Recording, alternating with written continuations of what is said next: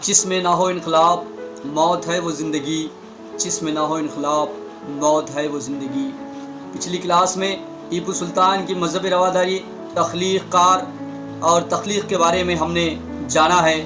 اب دیکھیں گے ٹیپو سلطان کی مذہبی رواداری کے بارے میں۔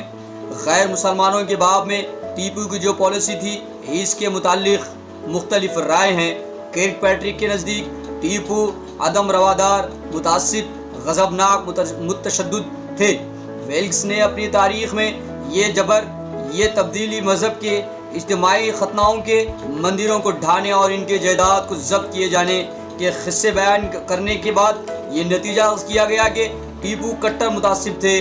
انہوں نے ایک ایسے عہد میں بدترین قسم کی مذہبی اخبت رسانی کی تجدید کی جبکہ وہ صرف تاریخ کی کتابوں ہی تک محدود رہ گئی تھی۔ رابرٹس اور سر ڈیسائی جیسے بعض جدید مورخاؤں نے بھی اس نوعیت کے خیال کا اظہار کیا ہے۔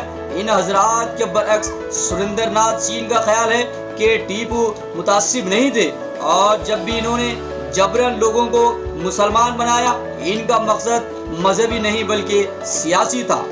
ڈیڈال بھی اسی خیال کا اظہار کرتے ہوئے لکھتا ہے کہ ان کی روش کا اگر معتدل انداز میں جائزہ لیا جائے تو معلوم ہوگا کہ وہ متعصب اور روایتی جابر نہیں بلکہ ایک مہم جو انسان تھے، جو ایک ایسی دنیا میں گامزن تھے جہاں نئی قوتوں کے دروازے حال ہی میں کھل گئے تھے جن پر انہیں کوئی اختیار حاصل نہیں تھا اور جو اس کے دائرے فہم سے بھی کچھ بلند تھی۔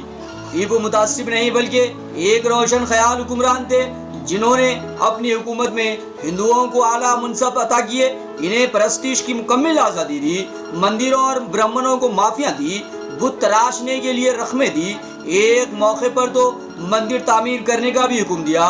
اس میں شک نہیں کہ انہوں نے کبھی کبھی اپنی ہندو رعایا کے ساتھ بدسلوکی کی بھی تھی لیکن یہ مذہب کی بنا پر نہیں کی گئی تھی۔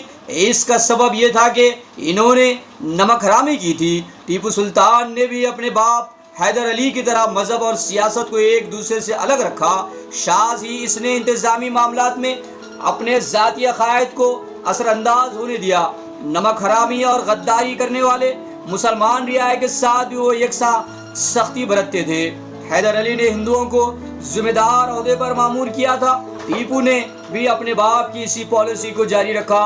پورنیا میر آصف کے عہدے اہم منصب پر اور کرشنا راؤ کو افسر خزانہ کے عہدے پر اس نے فائز کیا تھا۔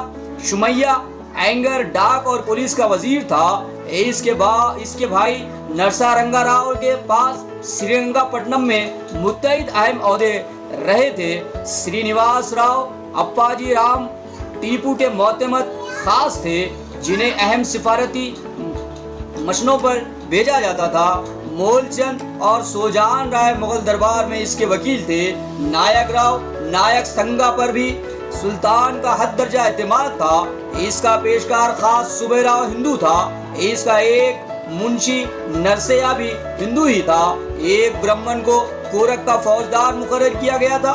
ایک برہمن کو مالابار کے جنگل کاٹنے کا بلا شرکت غیر ٹھیکہ دیا گیا تھا۔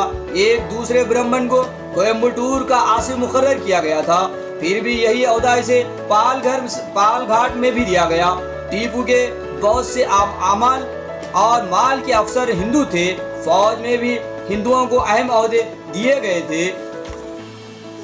ہری سنگھ بے قاعدہ سواروں کا رسالدار تھا۔ نیروں کی بغاوت کو کچلنے کے لیے روشن خیال کے ساتھ سری پد راؤ کو بھی متعین کیا گیا تھا۔ شیواجی جو مراٹھا تھا اس کے ہاتھ میں 3000 سواروں کی کمان تھی اور 1791 میں بنگلور کے محاصرے کے وقت وہ بڑی دلیری سے لڑا تھا۔ راما راؤ نامی ایک برہمن بھی سواروں کا کمانڈر تھا۔